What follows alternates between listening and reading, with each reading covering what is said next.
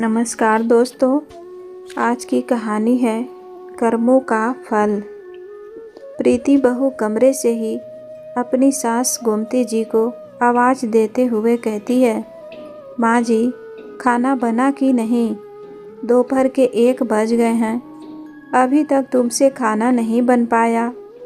पता नहीं कितना धीरे धीरे काम करती हो।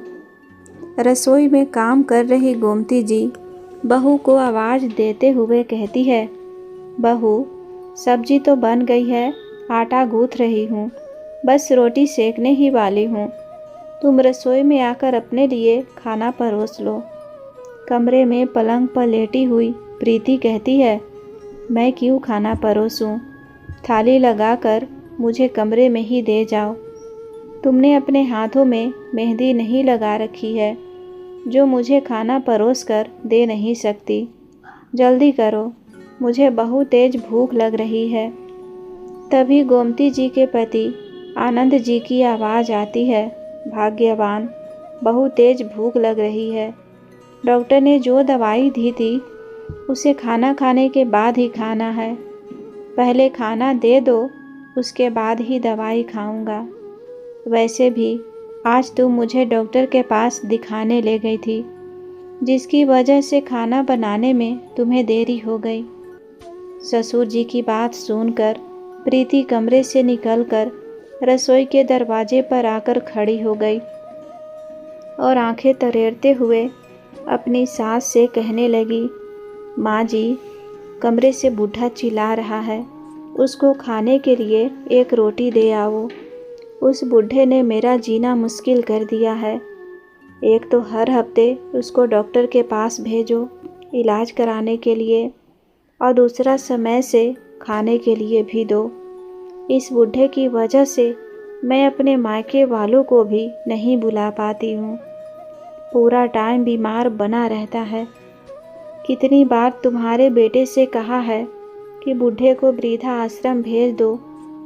एक तो बूढ़ा बीमार, ऊपर से उसकी वजह से पूरे दिन बुढ़िया इसी की सेवा में लगी रहती है। ऊपर से कमरे में लेटे शोर अलग मचाता रहता है। मेरे मायके से 4 लोग आएंगे और देखेंगे कि कैसे फटीचा ससुर हैं। मैं तो एक जज की बेटी हूँ। मुझे मेरे मायके में सभी इतने पैसे वाले हैं और ससुराल में ससुर भिखारी की तरह मिले हैं। बहू की करेले की तरह कड़वी बातें सुनकर गोमती जी की आंखों में आंसू आ गए।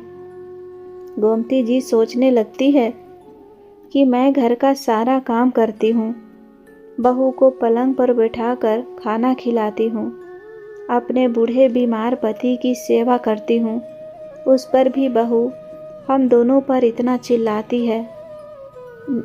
इस घर में मेरा कोई मान सम्मान है ना मेरे पति का। कहने को तो यह घर मेरा है, लेकिन बहू के आने के बाद अपना घर ही पराया लगने लगा है। बहू बात बात पर मेरे पति का और मेरा अपमान करती है। भले ही मेरे पति बीमार हैं, तो क्या उनकी कोई इज्जत नहीं है? पूरे दिन काम मैं करती हूँ और बहू पलंग तोड़ती रहती है। अब मुझसे यह सब बर्दाश्त नहीं होगा। इसीलिए गोमती जी एक निर्णय लेती है। दूसरे दिन बहू प्रीति कमरे से जब बाहर निकलती है तो देखती है उसकी सास एक हाथ में बैग लिए और एक हाथ से अपने पति को पकड़कर घर से बाहर जा रही है। यह देखकर प्रीति चौंक जाती है और कहती है, माँ जी, यह सामान लेकर कहाँ चली? तो गोमती जी कहती है, बहू, तुम कहती थी ना कि मेरे पति को वृद्धा आश्रम भेज दो, इसीलिए मेरे पति को वृद्धा आश्रम भेजने जा रही हूँ। यह सुनकर प्रीति खुश हो जाती है। यह तो माँ जी तुमने बहुत अच्छा निर्णय लिया है। चलो अच्छा है, जल्दी से इसे छोड़कर वापस आ जाना। इसी खुशी में आज का नाश्ता मैं बना लूँगी। दोपहर के खाने तक वापस आ जाना, क्योंकि खाना तो तुम्हें बनाना पड़ेगा, मैं खाना नहीं बनाऊंगी। गोमती जी कहती है, बहू, अब से खाना बनाने की आदत डाल लो। क्योंकि मैं वापस नहीं आऊँगी। अपने पति के साथ मैं भी हमेशा हमेशा के लिए वृद्धाश्रम जा रही हूँ और अपने पति के साथ वृद्धाश्रम में ही रहूँगी। प्रीति गुस्से से कहती है, तुम कहीं नहीं जाओगी और तुम्हें इस घर से जाने की क्या ज़रूरत है। तुम इसी घर में रहो, तुम्हारे हाथ पैर तो सही सलामत है। अरे दिक्कत तो उस बूढ़े के हाथ पैर में है, उसको ही अकेले वृद्धा आश्रम जाने दो। तुम चली जाओगी तो घर का काम कौन करेगा। बहू की स्वार्थ भरी बातें सुनकर गोमती जी कड़क आवाज में कहती है, बहू, मैंने अपने पति का सुख में साथ दिया है तो अब दुख में भी साथ दूंगी। मैं पूरी जिंदगी उनके साथ बिताए हैं, अब उनकी तकलीफ में उनका साथ नहीं छोड़ सकती हूँ। जब मेरे पति वृद्धा आश्रम में रहेंगे तो मैं भी उनके साथ वृद्धा आश्रम में ही रहूँगी, उनकी देखभाल करूँगी। मैं अपने पति के बिना कहीं नहीं रहूँगी। बहू प्रीति सास पर चिल्ला पड़ती है कि अगर तुम चली जाओगी तो घर का काम कौन करेगा, खाना कौन बनाएगा। मैं इतने बड़े घर की बेटी हूँ, मेरे मायके में इतना पैसा है, मेरे डैड जज हैं। अपने घर में मैंने कभी खाना नहीं बनाया है। मेरे डैडी के घर में नौकर चाकर थे, वही खाना बनाते थे। अब तुम इस घर में खाना बनाती हो, तुम कहीं नहीं जाओगी। लेकिन गोमती जी फिर से वही बात कहती है, मैं वहीं रहूँगी जहाँ मेरे पति रहेंगे, चाहे भूखी रहूँ चाहे प्यासी रहूँ, सुख में रहूँ या दुख में रहूँ, लेकिन अपने पति के पास ही रहूँगी। यह कहकर वह अपने पति का हाथ पकड़कर वृद्धा आश्रम की तरफ निकल पड़ती है। रास्ते में थक हार कर एक पेड़ के नीचे बैठ जाती है और सोचने लगती है कि मेरे दो बेटे हैं, 2 बहुएं हैं, लेकिन एक भी बेटा बहू अपने बूढ़े बीमार माता पिता को अपने साथ रखने के लिए तैयार नहीं है। और उस दिन को याद करती है जिस दिन वह अपने बच्चों को पढ़ाने के लिए गांव से शहर लेकर आई थी। शादी के 5 साल बाद ही उनके पति अपने दोनों बच्चों और पत्नी को शहर में लेकर आ गए थे। एक किराए का कमरा लिया था। गोमती जी के पति आनंद जी मजदूरी का काम करते थे, लेकिन उनके सपने बहुत बड़े बड़े थे। वह बहुत मेहनती थे, अपने बच्चों को बहुत पढ़ाना चाहते थे। वह नहीं चाहते थे कि उनके बच्चों को मजदूरी करनी पड़े, बल्कि एक अच्छी सी नौकरी करे, बड़े ऑफिस में बैठे, एक अच्छी ज़िंदगी जिए। इसीलिए हालात ना होते हुए भी हमने अपने बच्चों को बहुत अच्छी शिक्षा दिलाई।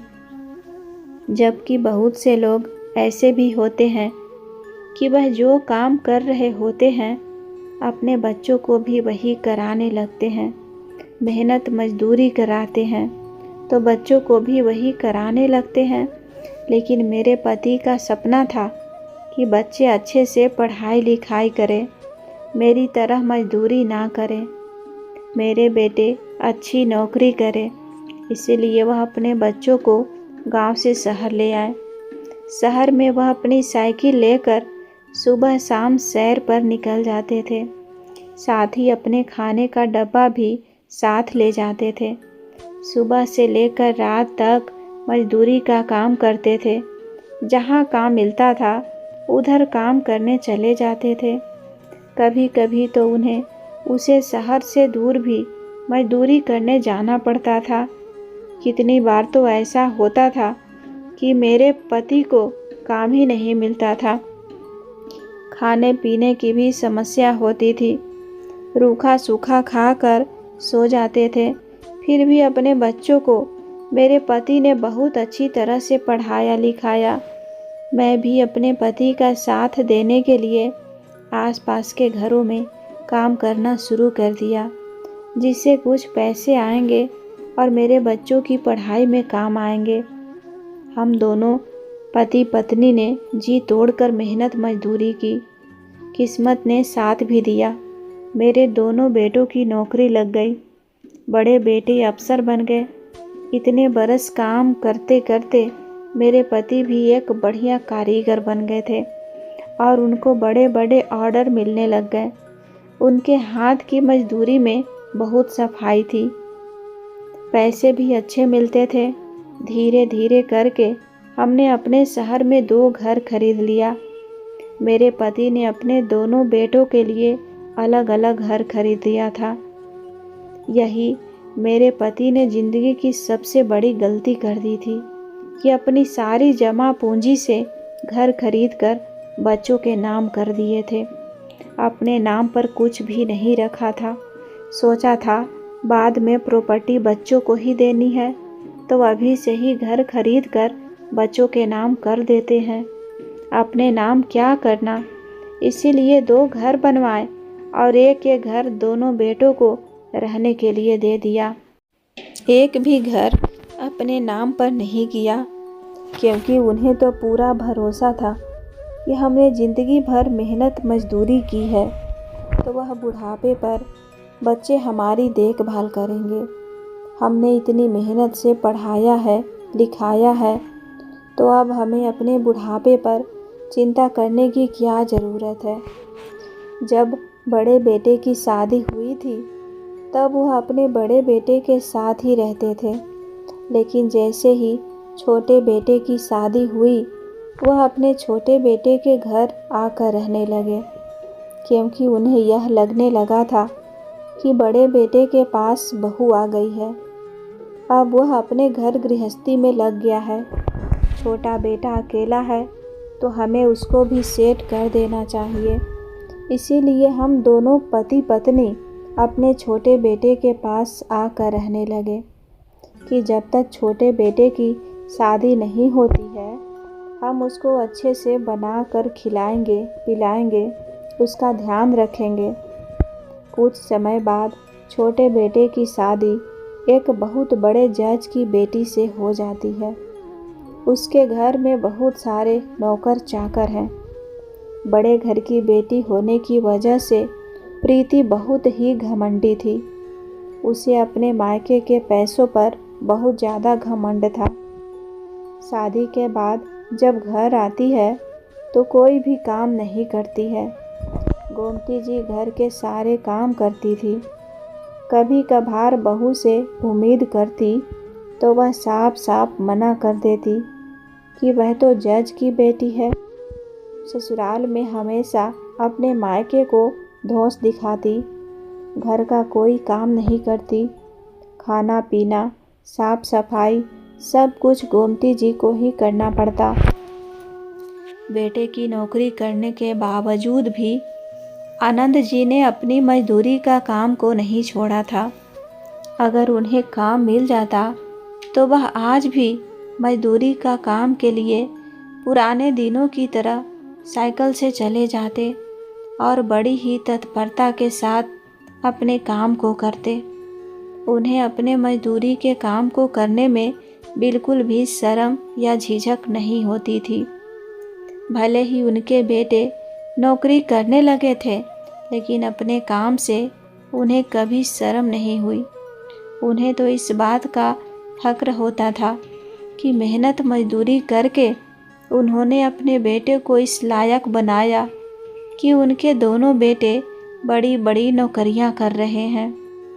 लेकिन उस बड़े अधिकारी की बेटी प्रीति को यह पसंद नहीं था कि उसके ससुर साइकिल से खाने का डब्बा लटकाकर काम के लिए मजदूरों की तरह घर से निकले।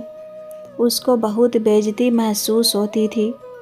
इस वजह से वह घर में बहुत लड़ाई झगड़ा भी करती थी कि अगर तुम्हें यही काम करना है तो इस घर से निकल जाओ, मैं तुम्हें इस घर में नहीं रख सकती हूँ। तुम्हारी वजह से हमें बहुत शर्मिंदा होना पड़ता है। अरे मेरे मायके से कोई आएगा, तुम्हें इस तरह से साइकिल पर डब्बा लटका कर जाते हुए देखेगा तो क्या सोचेगा कि कैसे भिखारी सास ससुर हैं। मेरी बेटी के बहू की इस तरह की बातें सुनकर गोमती जी और आनंद जी बहुत ही उदास हो जाते हैं। वह अपने बड़े बेटे को फ़ोन करते हैं कि बेटा हम तुम्हारे पास आ रहे हैं।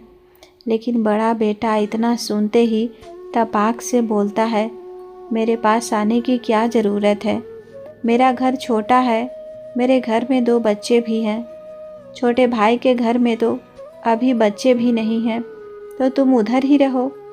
मेरे घर में इतनी जगह नहीं कि मैं तुम दोनों को इस घर में रख सकूं। और अपने माता पिता को अपने पास रखने से बड़ा बेटा साफ साफ मना कर देता है। कभी कभी गोमती जी अपने पति से कहती है कि अब तुम्हारी उम्र हो गई है, तुम्हें काम पर जाने की क्या ज़रूरत है, छोड़ दो यह सारे काम, तुम्हारी बहू को भी पसंद नहीं है। बहू बहुत कलह करती है, बहुत चिल्लाती है कि मेरी बेइज्जती करते हो, तुम दोनों काम वाली की तरह लगते हो। तो आनंद जी कहते थे कि जब तक हाथ पैर चल रहे हैं तब तक काम करता रहूँगा, घर बैठकर क्या करूँगा, मुझे तो काम करने की आदत है।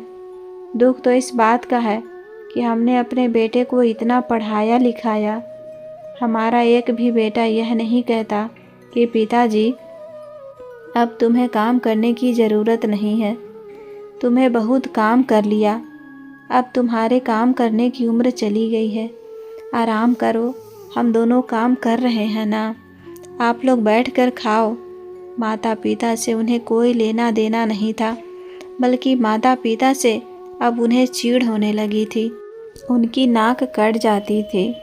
अगर वह कहीं पर अपने माता पिता को लेकर जाते हैं या उनका परिचय करवाते हैं, कैसी विडंबना है। जब तक वह काम करते रहें तब तक तो सब ठीक था, लेकिन एक दिन आनंद जी साइकिल पर खाने का डब्बा टांग कर काम के लिए जा रहे थे। दरअसल रेलवे में कुछ काम चल रहा था, जहाँ पर उन्हें बहुत बड़ा काम मिला था, बहुत बड़ा ठेका मिला था। जब वह उधर काम कर रहे थे तभी एक ट्रेन आई और चलती हुई ट्रेन से उनका एक हाथ और पैर टकरा गया, जिसकी वजह से वह बुरी तरह से घायल हो गए और फिर चलने फिरने में भी असमर्थ हो गए।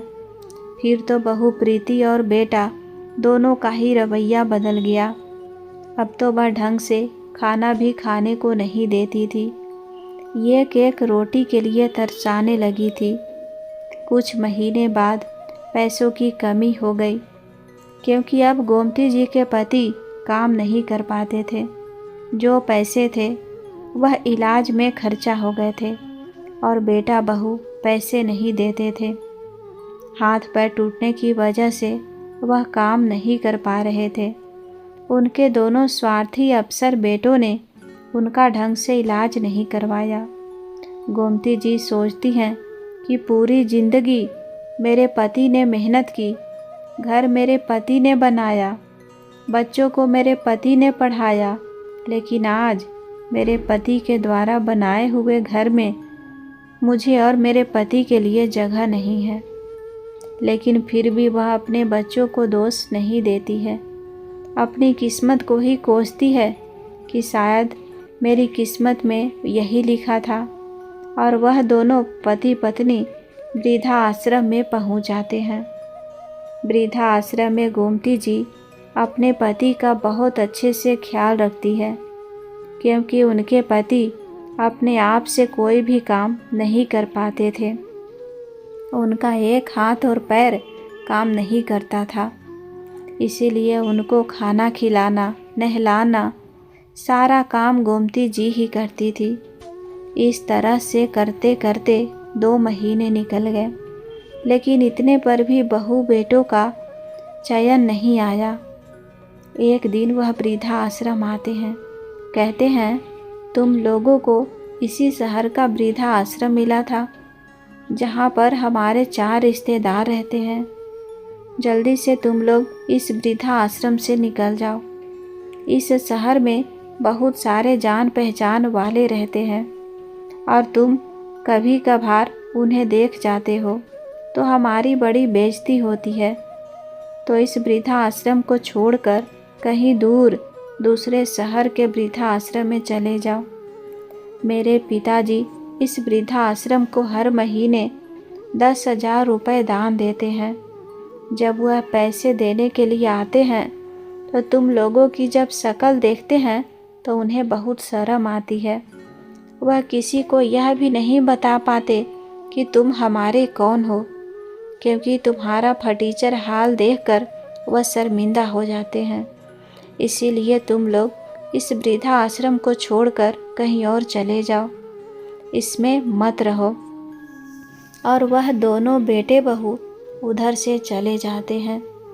बहू तो बहू, पर बेटा भी अपने माता पिता से यह नहीं पूछता कि माँ तुम कैसी हो, पिताजी कैसे हो, कि माँ किसी चीज़ की ज़रूरत तो नहीं है।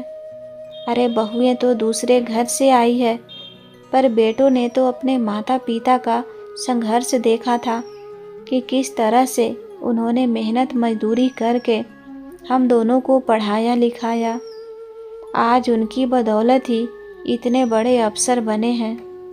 माता पिता सोचते हैं कि बुढ़ापे पर हाथ पैर थक जाएंगे तो बच्चे उनकी सेवा करेंगे, रोटी देंगे। बुढ़ापे पर माता पिता का चलना फिरना ना हो तो हम उनकी टहल करा देंगे। मैं तो कहती हूँ जो गलती मैंने की है वह गलती कोई ना करे।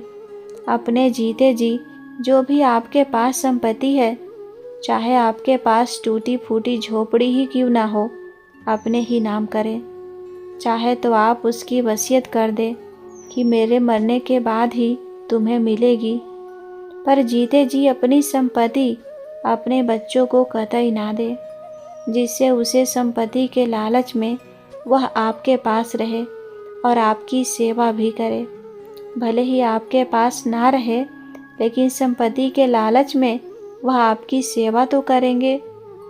आज के रिश्ते स्वार्थपूर्ण है, तो बेहतर है कि बच्चों को भी इस तरह के स्वार्थ देना। अपनी सेवा करने के लिए बच्चों को इस तरह से स्वार्थ देना कोई गलत बात नहीं है। हैरानी होती है, जरा सोचिए उन माता पिता पर क्या बीतती होगी जिन्होंने पूरी जिंदगी अपनी संतान को किसी काबिल बनाने में लगा दी।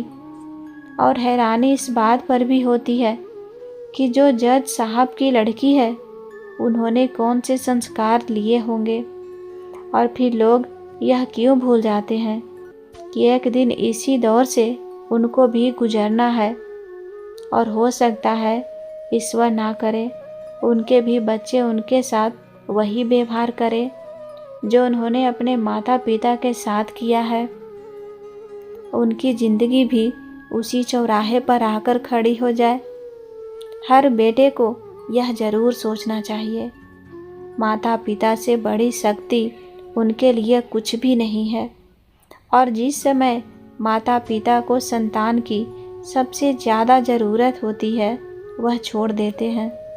वृद्धाश्रम में रहते हुए गोमती जी अपने पति की बहुत अच्छी तरह से सेवा करती है।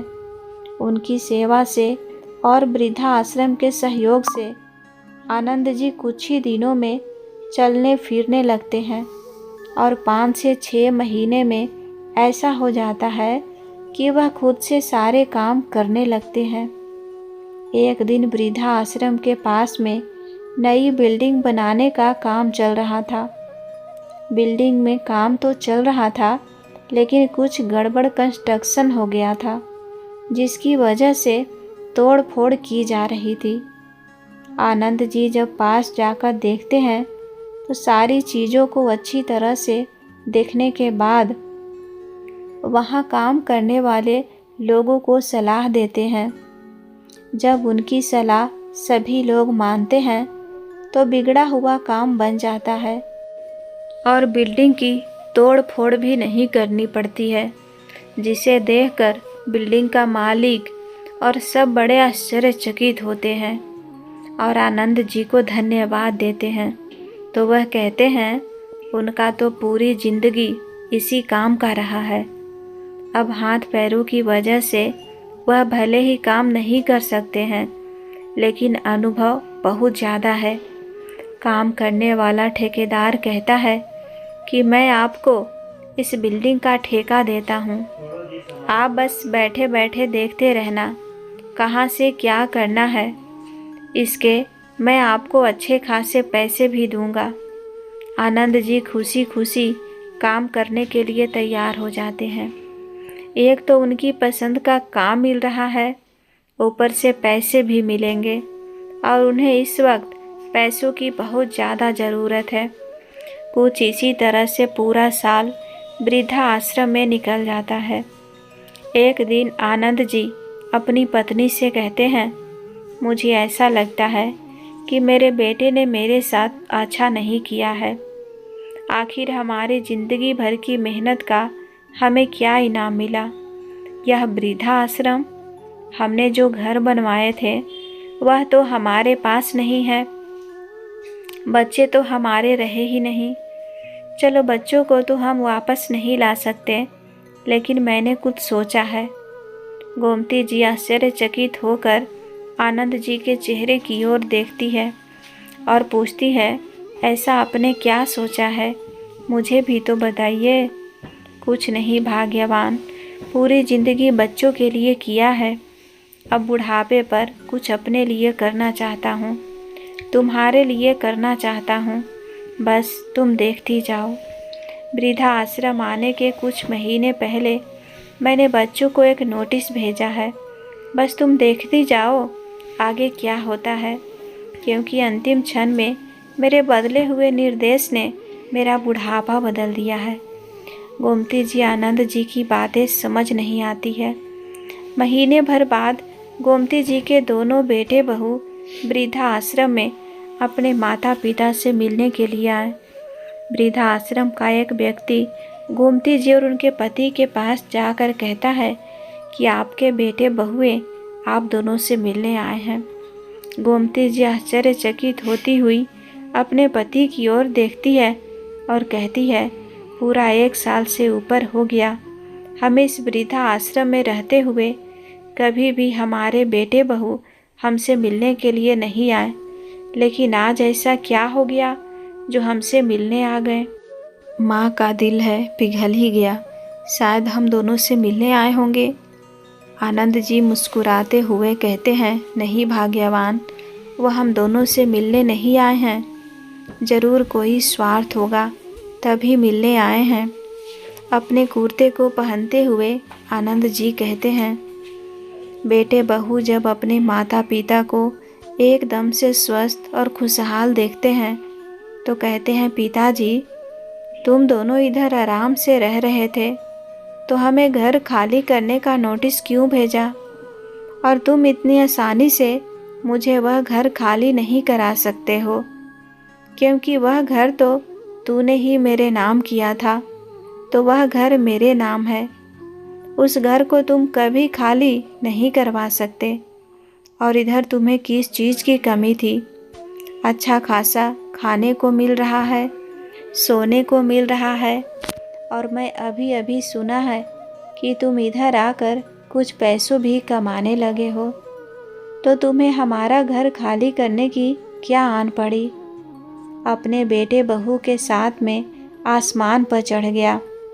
फटकार लगाते हुए वह अपने बेटों से कहते हैं, खबरदार, जो तुमने मुझे घर गृहस्थी को उलट पुलट करने की क्या ज़रूरत थी। तुम चुपचाप से वृद्धा आश्रम में अपना बुढ़ापा नहीं काट पा रहे थे। अपने बेटे बहू की बातें सुनकर आज आनंद जी का गुस्सा ऊंची आवाज़ में बात करने की कोशिश की, और जिस घर को तुम अपना घर बता रहे हो, उस घर को मैंने तुम दोनों के नाम कभी किया ही नहीं था। वह शुरू से ही मेरे नाम पर थे। हाँ, पहले मैं तुम दोनों के नाम करना चाहता था, लेकिन फिर मेरा मन बदल गया था और वह घर मैं अपने नाम करवा लिया था। अगर तुम मेरे लिए भला नहीं सोच सकते हो, तो अब मैं भी तुम्हारे लिए भला नहीं सोच सकता। मैं तुम दोनों का पूरी ज़िंदगी भला करने का ठेका नहीं ले रखा है। ज़रा अपने माँ के चेहरे की तरफ तो देखो, उसे तो लगा था तुम दोनों उनसे मिलने आए हो। माँ की ममता पिघल गई थी। सारी गलतियां माफ़ करने के लिए तैयार थी, लेकिन जब तुम्हारी यह बातें सुनी तो उसका चेहरा फिर से उतर गया। कैसे नालायक औलाद है हमारी। तुमने जो हम दोनों के साथ किया है ना, मैं बर्दाश्त नहीं कर सकता। घर खाली करने का नोटिस मैं तुम्हें महीने भर पहले भेजा था। महीना भर होने को है, तुमने अभी तक घर खाली नहीं किया। लगता है हम दोनों को ढूंढ रहे थे पूरे महीने से, क्योंकि बहू को तो उस शहर के वृद्धा आश्रम में रहना भी हम दोनों को पसंद नहीं था। क्यों बहू, सही कहा ना मैंने? अपने ससुर की बात सुनकर प्रीति कुछ बोल ना सकी। बहू बेटे की असली रूप को देखकर आज गोमती जी भी चुप नहीं रही और बहू को फटकार लगाते हुए कहती है, बहू, तुम लोगों के पास पैसों की क्या कमी? तुम्हारे पिताजी जज हैं, तुम दोनों अच्छा खासा कमाते हो। मेरे घर में रहकर क्या करोगी? मेरा घर मुझे वापस करो। जब मुझे वृद्धा आश्रम में ही रहना है तो मैं अपने घर को ही वृद्धा आश्रम बनाऊंगी। वैसे भी तुमने पूरी जिंदगी अपने मायके की पैसों की धौस मुझे दिखाई है, तो अपने मायके के पैसों से ही नया घर खरीद लेना। और मेरे पति ने घर खाली करने का नोटिस भेजकर बहुत अच्छा निर्णय लिया है और मैं इसीलिए उनके साथ हूँ। इतना कहकर गोमती जी अपने पति का हाथ पकड़कर कमरे की तरफ चल देती है।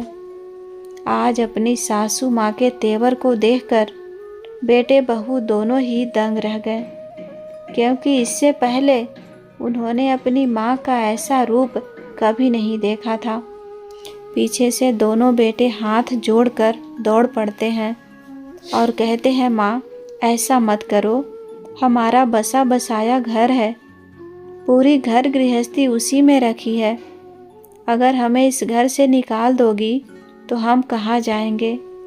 हमारे पास अभी इतना बजट भी नहीं है कि अपने पसंद का घर ले सकूं।